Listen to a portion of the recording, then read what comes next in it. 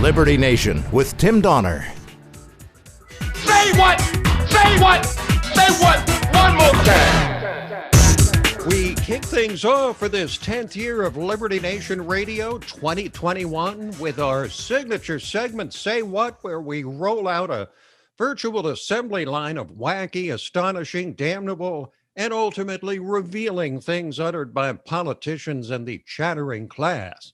And the biggest issue on the minds of politicians and everyday citizens alike is the COVID relief bill, or more precisely, the pork-laden stimulus which accompanied it, and the shameful politics which delayed passage of even a meager $600 until these last days. And President Trump threw a monkey wrench into the works by calling for an increase from $600 to $2,000 per person at the 11th hour. And Republicans and Democratic senators went back and forth on whether to pass the bill that had already passed in the House. I don't want to hear it that it costs too much to help working families get a check when they're struggling. I'm delighted to support the president in this $2,000. It's really a $1,400 increment over what we've already done. Do we turn our backs on struggling working families, or do we respond to their pain? We're talking about sending checks, the vast majority of which will be going to people who've had no loss of income whatsoever. My Republican colleagues seem more interested in funding defense than in funding the defenseless. The best stimulus there is a job. That is Senators Schumer, Perdue, Sanders, Toomey, Markey, and Blackburn. Meanwhile, the nation's lonely eyes turn to Georgia and the two Senate races there, which will finally determine just how much power Democrats will possess for the first years of the 2020s and the capacity of Republicans to stop them.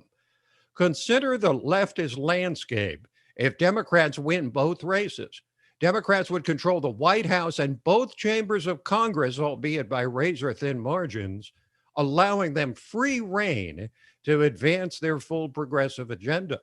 But if Republicans can win at least one of the two Senate contests and maintain control of the Senate, together with a newly conservative Supreme Court, they could block the inevitable gross excesses of the left and at least allow conservatives to sleep at night. With the eyes of the nation and much of the world on Georgia, the man named by the Electoral College as the next president went on the offensive against the Trump administration, claiming it's been uncooperative in the transition after 4 years of destabilizing the federal government and our foreign alliances.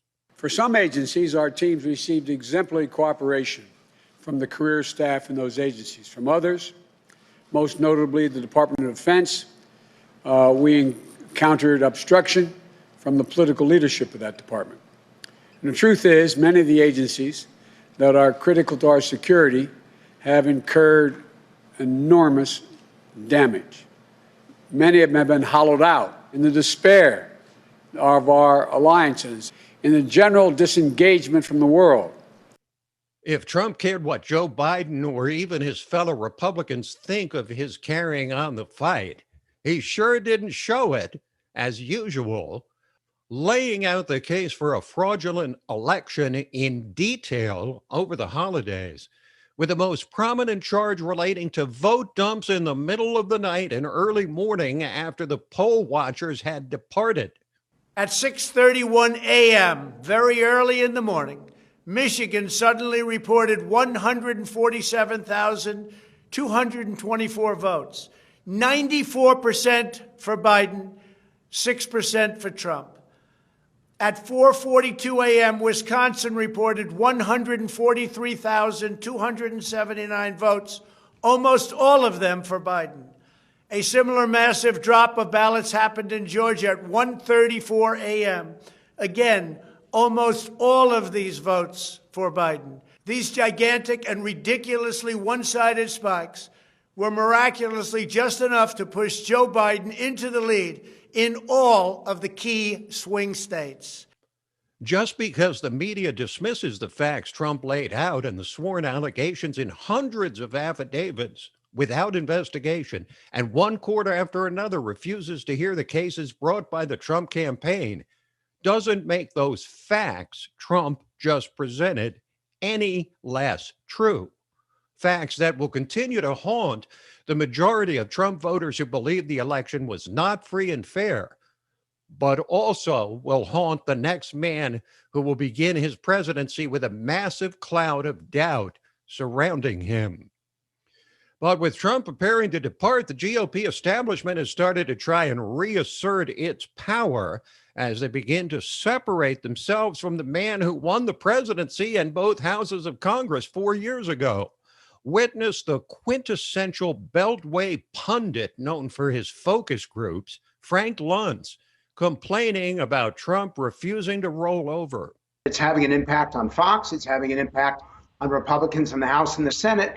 It feels like this president's trying to do as much damage as he can, not just to Mitch McConnell, but the Republicans in the House and in the Senate. And the press is glad to go along because it'll help in that final race of 2020 in Georgia.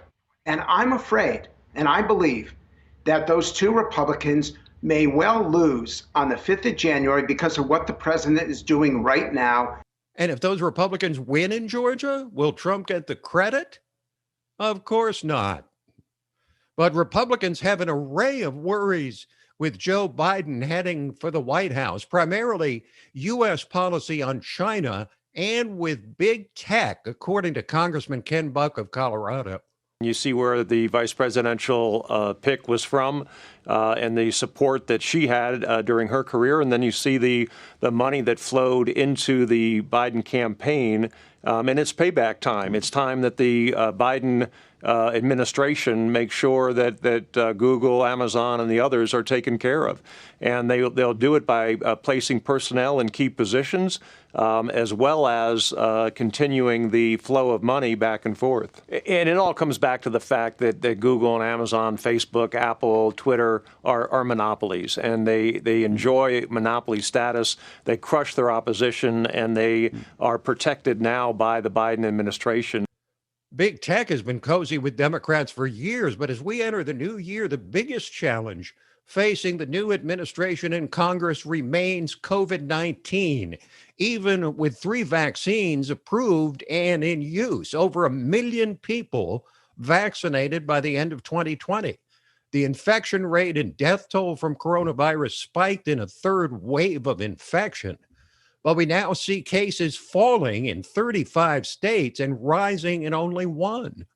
But the media, which protected the saintly Anthony Fauci for months, is now willing to take him on since Biden won the election. Witness this exchange, the kind you never would have witnessed during the presidential campaign, between Fauci and Dana Bash of CNN.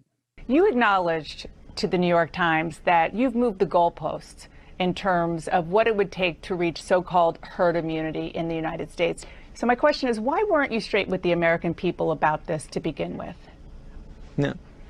No, actually, Dana, I don't think it can be interpreted as being straight or not. We have to realize that we have to be humble and realize what we don't know. These are pure estimates, and the calculations that I made, 70-75%, it's a range. The range is going to be somewhere between 70 and 85%.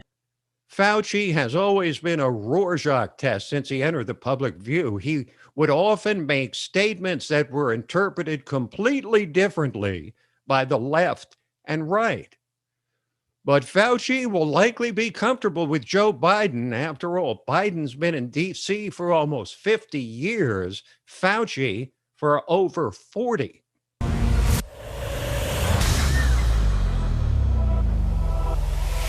Hi, I'm Lisa K. Donner, along with Mark Angelides, Sarah Cowgill, Tim Donner, and Scott Cosenza, and this is Liberty Nation. Now let's take a look at the LibertyNation.com electoral leaderboard. It's still 238 for Joe Biden. What if stories and legends can offer us the key to unraveling the hottest political issues of the day and apply their lessons to understanding the chaos of modern politics? Impeach 45!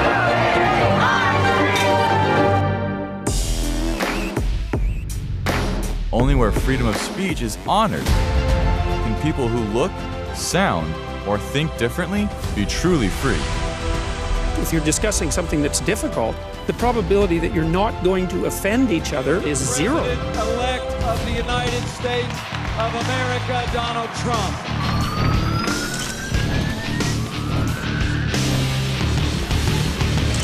Donald J. Trump is now president. With one click, Liberty Nation delivers tomorrow's news. And remember, liberty. Today. All the time and everywhere.